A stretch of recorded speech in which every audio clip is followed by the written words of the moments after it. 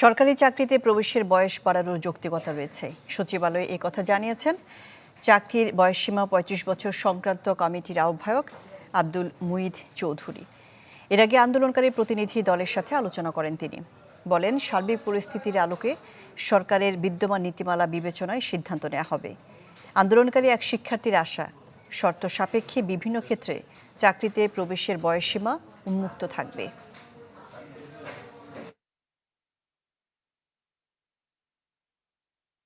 এবং আমাদের দাবি যৌক্তিক।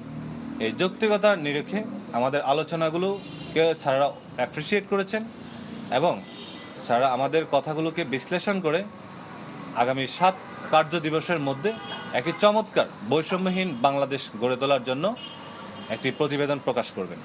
ইউনিভার্সিটি সেশন জট, কোভিড, এই সমস্ত কারণে অনেক ছাত্রছাত্রী একটা সেগমেন্ট এরা এফেক্টেড হয়েছে খুব সিভিয়ারলি।